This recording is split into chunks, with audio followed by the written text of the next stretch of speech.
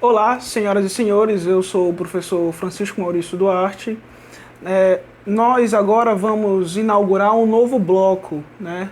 Eu aqui nesse canal vou dar aula de filosofia para o Enem e vou tratar agora desse novo bloco que é uma maneira mais dinâmica, mais simples de poder interpretar o mundo a partir, né, da minha perspectiva.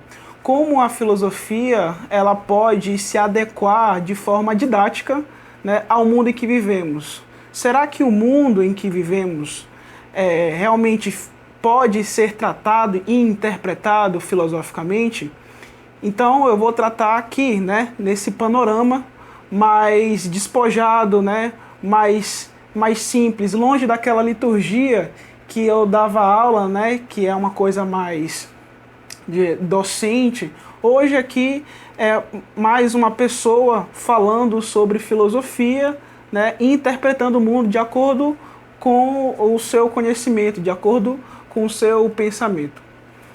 Bom, o assunto de hoje é o que Protágoras não nos ensina na política.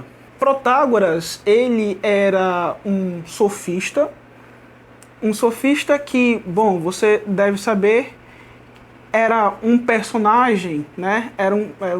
Era um tipo de pessoa que era o antagonista dos filósofos da era clássica grega, né? Da era antiga. Os filósofos da época antiga eram Sócrates, Platão e Aristóteles.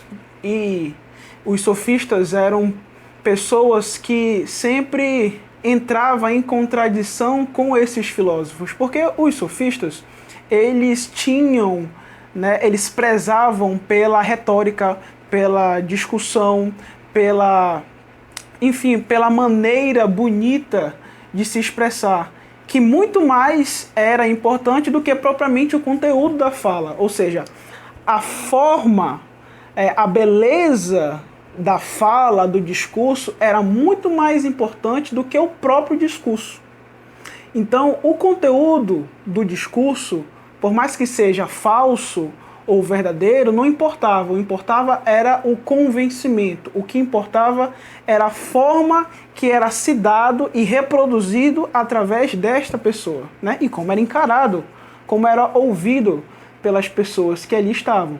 Porque o assunto do vídeo é como ele não nos ensina. Porque, na verdade, ele é a pessoa que inaugura o relativismo ocidental, eu poderia dizer. Ele é o pensador que torna as coisas, digamos assim, tudo muito relativo, porque ele trata a partir da percepção, a partir da sensação do ser humano. Então, perceba que se eu tento fundamentar o conhecimento através da razão e eu coloco, né, para a pessoa que o conhecimento, na verdade, ele é mera sensação, é mero ponto de vista, você consegue perceber que todos têm a sua verdade, né? Todos têm a sua maneira de pensar. Então veja que a política é mais ou menos assim hoje, né? E como é que eu posso retratar isso nos dias de hoje? É que a política hoje, ela é vista, né, de uma maneira simples, emocional, sentimental, eu poderia dizer, né?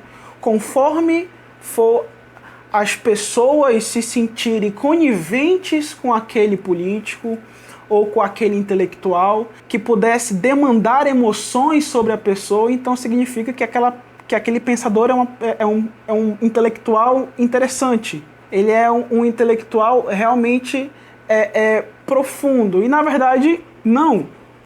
Acontece que o que importa hoje para o intelectual? Pensar com competência, atribuir o exercício de razão da maneira mais imparcial possível.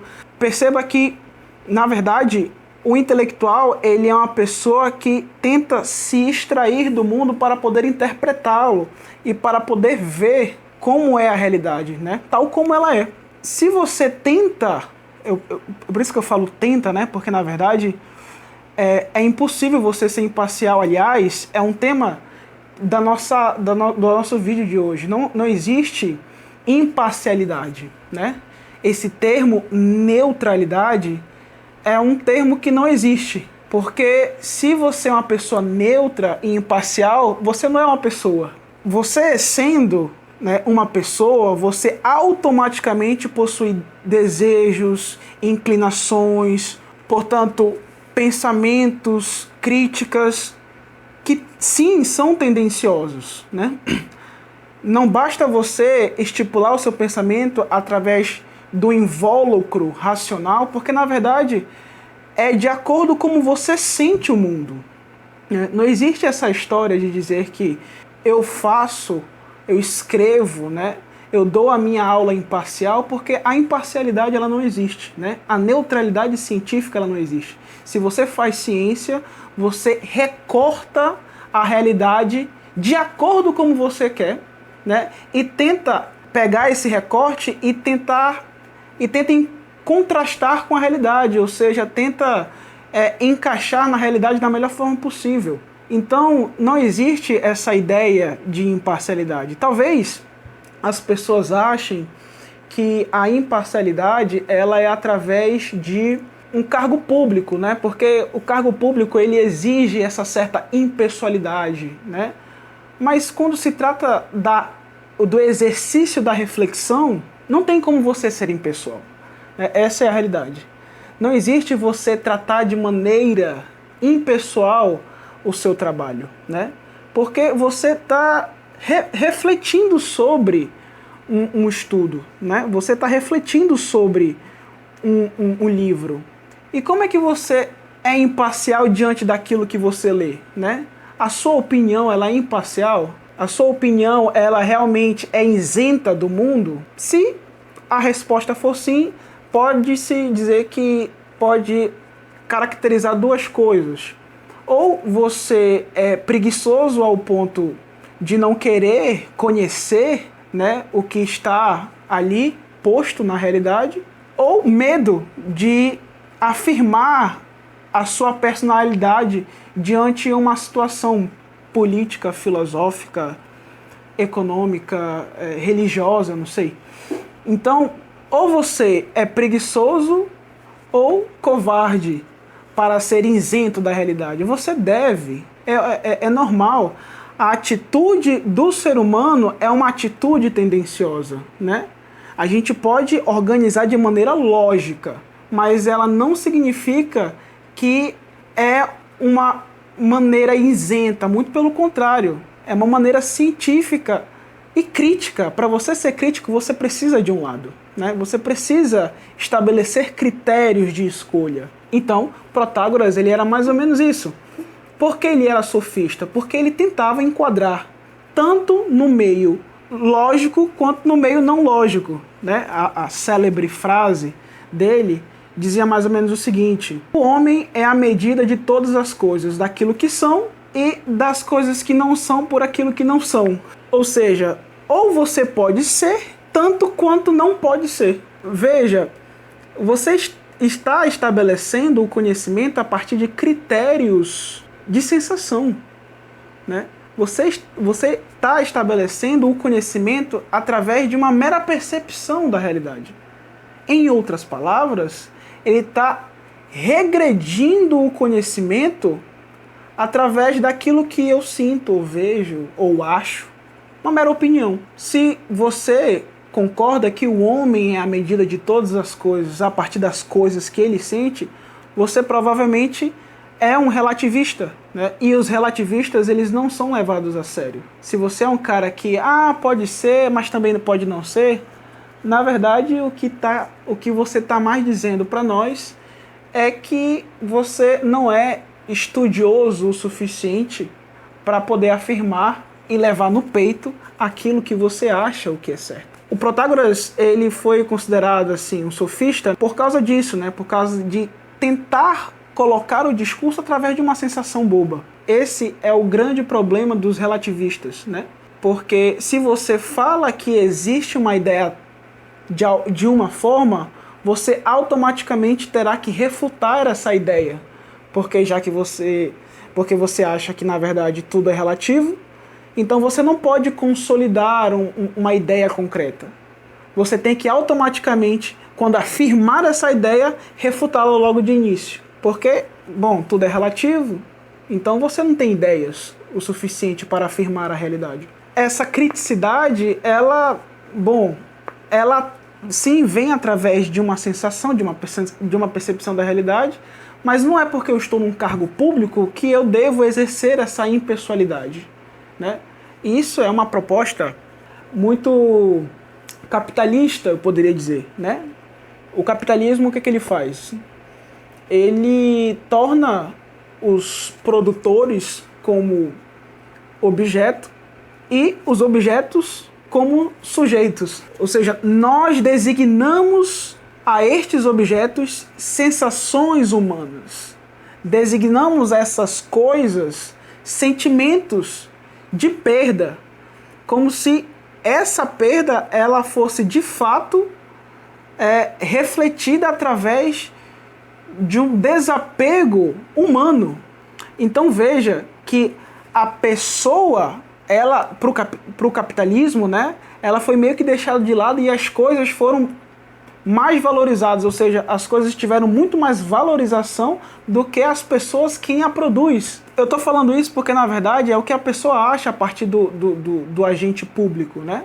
Ou seja, se você é uma pessoa pública e obtém um cargo público, você deve agir de maneira impessoal. Você deve agir de maneira neutra. Você deve agir de maneira, né, isenta diante da realidade. Não tem problema você ser crítico, né? O que tem problema é você ser partidário. Existe diferença entre ser crítico e ser partidário. O partidarismo, ele está envolvido através, né, de uma ideologia política que comporta um partido seleto da política. Agora, ser crítico não necessariamente significa que você está levantando bandeiras para tal partido. É por isso que existe vários cargos públicos de uma mesma profissão, né? Existe vários professores, existe vários juízes, existe vários advogados, né? Existe vários... Enfim, se você acredita que é preciso ter neutralidade, talvez você esteja pensando que existe apenas um único professor na escola inteira. Aí teríamos um problema. Porque a escola inteira dependeria da opinião e da criticidade e das paixões e das inclinações desse único professor. A mesma coisa aconteceria com o juiz, né? Por exemplo, no STF. Se tivesse apenas um único juiz que comportasse lá o Congresso, ficaria muito difícil de você... O próprio Congresso, o Parlamento, se tivesse apenas um único deputado, todo o Brasil dependeria da opinião, da perspectiva, né, do ponto de vista desse deputado. Por isso que deve existir vários cargos públicos. E esses cargos públicos a gente deve agir de maneira impessoal para o bem da população, para o interesse da população. Ou seja, se eu passei para esse cargo público, então a população ela deseja essa criticidade. A neutralidade científica ela não existe e manter esse pé de igualdade é uma lógica capitalista, né, de deixar as pessoas equivalentes, né, os produtores todos equivalentes. Ela concebe o indivíduo como apenas um consumidor. O capitalismo ele elimina qualquer particularidade e, portanto, vai eliminando a criticidade, a pessoalidade. A liturgia do cargo incide que você seja uma pessoa impessoal, mas de nenhuma maneira ela incide a pessoa ser isenta da realidade. É como diz o filósofo do século XIX, Nietzsche: pregadores da igualdade são os tiranos da impotência.